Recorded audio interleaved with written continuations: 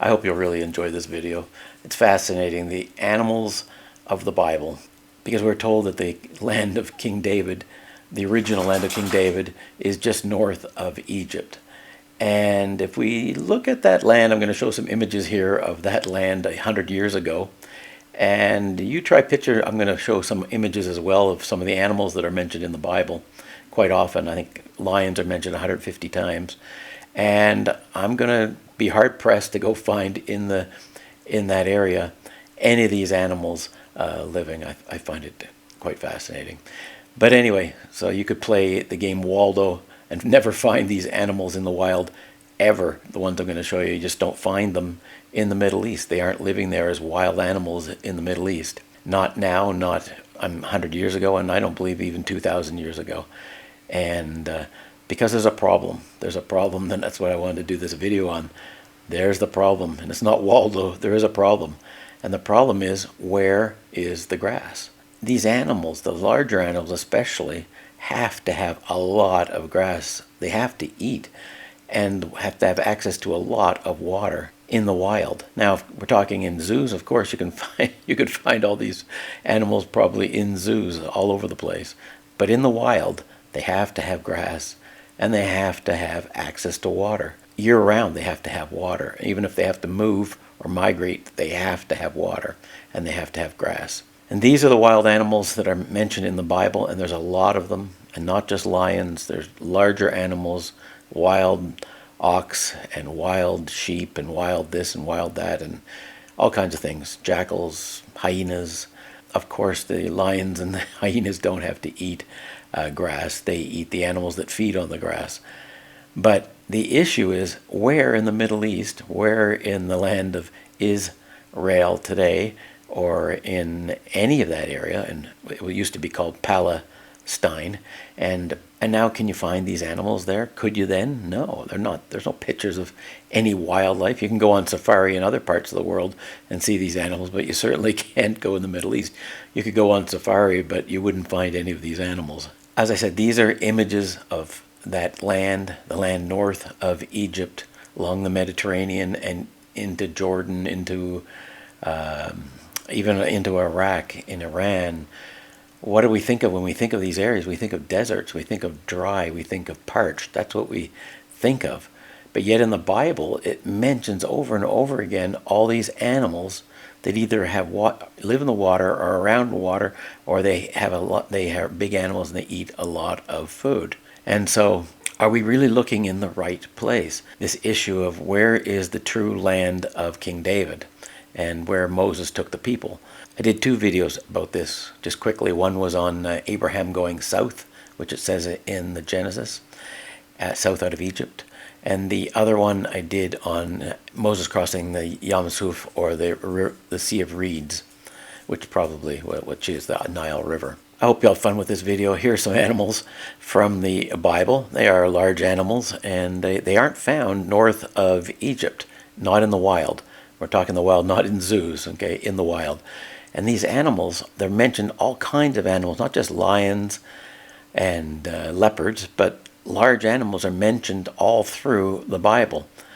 And yet, where are they found in the wild in Egypt or north of Egypt?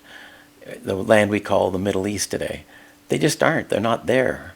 Why? There's something missing. What is it? What could possibly be missing in those lands? Well, of course, it's grass, right? Something to eat. These animals need a lot of grass. They eat a lot in a day. And the carnivores have to have animals to prey upon. They don't eat the grass, but they eat the animals that have to have the grass. So in order to have lions, you have to have big game. You have to have things that they can eat. Or even the jackals still have to eat off something. They have to have animals that they can have access to eat. So I've taken some pictures here of from about 100 years ago that I could find on the internet of the Palestine, before it was made into the new land of Israel. And can you see the problem? I mean, even in these old pictures, can you see the problem? There's not much growing there, almost nothing. It's a very, very dry and parched landscape. And yes, there are parts of modern state of that area. There's countries where with irrigation they are able to grow crops and all that kind of thing. But of course, if there's irrigation, they don't let wild animals come down there. So the Bible, as I said, is just full, chock full of mentioning of different animals. And I'm not talking just Noah's Ark. I'm talking all through the Bible. They mention animals. They mention King David killing a bear and killing a lion and others. And so these things are all through it. But when you look at this land that I'm showing the pictures of, can you imagine these animals living there? Like, that isn't where I can't imagine them living there. Even now, of course, they definitely couldn't. But could they have lived there thousands of years ago? I don't think so. Not at all. I don't believe at all that they could have. We live in this system now, and it's been around forever, a system of Babylon. And we're told to flee that system, but it has us so blinded. And I wanted to take this interesting subject, at least it's interesting to me, is to look at these animals and go, could we be confused about the location of the true land of King David and where Moses led the people? Could we be confused about those things? Because when I start really looking at them, I'm going like, yeah, right. I mean, how could these animals, be mentioned all over the Bible, and yet they don't even live anywhere where we're told that the people of the land lived at the time? It's just interesting. I just think that we are in this system, this Babylonian system, and it says, in the book of Revelation, that the whole world will be deceived. Well, of course, it's a serpent kingdom, and there's a lot of lies. There's some truth, but there's a lot of lies, and we have to be able to look and to question everything. And my purpose, I think, of making this video, other than it's fun to do, but we need to question this. We need to question everything. This is a minor matter. But if people will lie about where the land of King David really was and where Moses went, if they're going to lie about that, they're going to lie about probably a lot of things. And we need to question everything. That's part of my philosophy. Prove everything to me. I want to be able to look up and see for myself that this is really what really happened, where it went, what happened. Because are we lulled to sleep in our comfort and security that we have in the West? Especially, we're just lulled to sleep. I mean, many people are struggling, of course, but we have plenty, more than most have had ever. And it's so easy to be lulled into a sense of security and safety, and we have everything. We don't have to worry about things. And but I think if we ever really want to flee Babylon, we have to actually see Babylon. We have to be able to taste it, feel it. We have to be able to see what it is. And I think this issue with the animals just is one little facet of how we can see that possibly we've been lied to about certain locations of certain peoples, thousands of years in the past. I also did a video on the pharaohs of Egypt, and there's a lot of great channels out there to look at, and how they were African, right? And they weren't a white people, they were black people. They were the pharaohs up until at least until the time of they got conquered, by the Greeks and different groups that came in, and then later the Arabs. Yes, things changed, but if we go back 3,000 years ago and look at the pharaohs, they were black. All of them were black. The people were black. The slaves were black. They weren't. We weren't living. It wasn't a white nation at the time. Not that race has a really big deal anyway. But if we're going to look at these things, we have to understand that we want to stay. I believe most of us, even myself, we like Babylon. We like the comforts. We like the things that it has. And it is very hard to flee Babylon or to come out of her, my people. It's very hard. And in Moses' day, the people complained and bitched and complained and kicked and moaned and groaned about going out. When they're out in the desert, they all wanted to go back to the flesh pots of Egypt. Even if it meant being slaves, they'd prefer to go back and be slaves than be out in the wilderness. Anyway, that is what it is. The funny thing, if I showed these pictures of these animals I've been showing you, if I showed them to a 6 or an 8-year-old, where do you think that they would say that these animals could be found?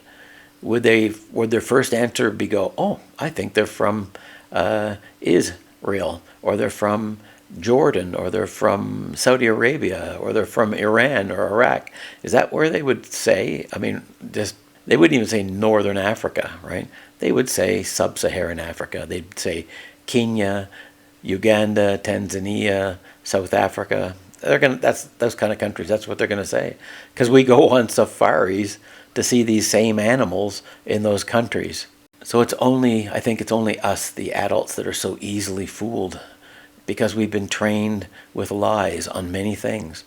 But if we just open our eyes as a little child and look at the animals that are mentioned in the Bible, we have to at least acknowledge that there's a good possibility that the land where those animals came from was sub-Saharan Africa, and that the animals lived there, which meant that the people lived there that talked about those animals and put them into their stories that happened in the Old Testament. And I think, once we open our eyes to those things, we can start to get a better feel of just how much we don't know about almost anything. Like I said, a 6 or 8 year old child could figure it out that, yeah, these are African animals. They're every one of them. Every animal that's mentioned in the Bible can be found in Africa. But yet we are told and trained to believe that where King David was and the Hebrews lived was 200 miles north of Egypt, as it is today.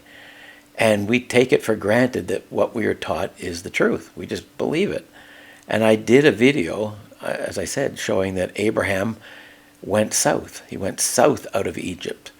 And that Moses crossed what was called the Suph, or the Sea of Reeds, in another video I did. And I'll leave the link down below. He did not cross the Red Sea and wander around in a desert for 40 years. He crossed the Reed Sea, or the Suph, or the Nile River, and that's my belief, and they went south, just as Abraham had. They went south into sub-Saharan Africa. So again, to consider the animals. It's just one small thing, but think about where these animals live. And if we can open our eyes to at least consider, like, no one knows where the land might be. There's lots of speculation. It might be in South Africa, could be in Kenya, could be in the Congo. People make the case for many places it could be. But that doesn't really matter. Sure, I'd love to know. But the reality that it's not where people say it is, that makes complete sense to me. Because the land that we call Israel today is only 200 miles north of Egypt. And during the time of Abraham and Moses, this land, Egypt, was the biggest, in that whole area. They ruled that part of the world. And the area that we call the state of Israel, in that day, was completely controlled by Egypt. And yet in Exodus 14 we see this verse, and it says, "And Moses said unto the people, Fear ye not, stand still, and see the salvation of the Lord, which he will show to you today. For the Egyptians whom ye have seen today, ye shall see them again no more forever." Meaning they would never see the Egyptians again. Well, if they went 200 miles north of Egypt, as is commonly believed, and went to where we have Jerusalem today, if that's where they went, they were living among Egyptians, because that was Egyptian land, controlled by Egyptians, paying taxes to the Egyptians. It was Egyptian land. They would have been neighbors. Yet it says in the scripture, you will see them again no more forever. Forever means never again, ever. They will never see them again. So they were Moses was taking the people far, far, far away from Egypt, not next door to be bosom buddy neighbors. So all we can do is follow the clues, and but to me, as I follow the clues, it leads me to believe, at least for me, I'm pretty much set that that's where the people of Moses went. They went down into sub-Saharan Africa at the time. But is there any proof of that? Not much. No, that's a long time ago, and things have been changed and hidden and buried, and the people of that land were told that they would be taken all over the place, and they have. But as I said, lions are mentioned almost, I think, 150 times in the scriptures. And where do we find lions? We find them in sub-Saharan Africa. We can read, "And David said unto Saul, Thy servant kept his father's sheep, and there came a lion and a bear, and took a lamb out of the flock, and thy servant slew both the lion and the bear, and this uncircumcised Philistine shall be as one of them, seeing he hath defied the armies of the living God." And so, what does that tell us? What does that tell us? It tells us that David, King David, when he was young, fought a bear and a lion. that were in the wild and took one of his lambs from his flock, and he slew them both. And so, do you think that happened in the land just that we consider the holy land today? I mean, it doesn't make any sense at all. There's certainly no bears there, and there's certainly no lions there, and they just weren't there. So they didn't, unless they migrated a couple thousand miles, they just weren't there. But there are places where those things were found. That's found in 1 Samuel 17. And so we know that King David slew a lion and a bear. Great. Okay. And there's lots of other examples I could give of that. Now, like I said, I don't know where the actual land is. I don't. Like I said, I've read and looked at lots of different people have ideas on it, and I think that's great. The more ideas that come out, the better, the more likelihood we will find the truth. But I think it's one of those things that has been hidden that will come to light. I just want to reiterate again about the animals. The herbivores that the lions feed on, they have to have access to grass. They do. And if they don't, if the grass dries up, then they have to migrate, which is what we see in Africa in our day till this time. The rains come, the animals move in, the rains go, things dry up, and the animals have to move away. And that happens in sub-Saharan Africa. But yet if we sum up all these animals, where do they fit like a glove? Like, where are they? They're in sub-Saharan Africa. They are not anywhere near the land of what we call today Israel or the Palestine. They're not in that area, never have been. Just look at the pictures. I don't know that I have to say much more about it, right? The pictures, tell 1,000 words, and but again, as we look at these animals and consider where they might have lived and where the people of King David and the people that Moses led into the land, where they might have lived, I know it might be a little hard, but just remember that we're only in this life to learn, and nothing needs to be off the table to me. I think we can look at everything. And it brings up the issue of why hide it? Like, why would someone hide this land? Well, when Jesus was here, or Yeshua, walking the earth, and he chose his apostles, they were all Hebrew, all of them, right? And all the early members for the first few years of the church after the resurrection, they were all Hebrews. Now along came Paul, and he turned it into a Greek church, because he converted tons of people, and they were pagan Greek Gentiles. And the Hebrews, within a very short time, were sidelined, because of course people didn't want to obey the laws of the Old Testament that the Hebrews were living at the time, even after the Yeshua or Jesus. And so they didn't want to do some circumcision and a lot of that kind of stuff, of course. And so anyway, it was wiped out. The Hebrews were very quickly pushed out of the church, and by 200 years after the Savior, they were basically gone, like gone, right? It was a Greek church living in Roman land with Greek philosophy, Greek ideas, and what did they want? They even canceled the Hebrew Sabbath and made their own Sabbath on Sunday that we do today. So they wanted everything changed because they didn't want anything to do with the Hebrews. They looked down, I suppose, upon the Hebrews. They didn't want to be part of that group.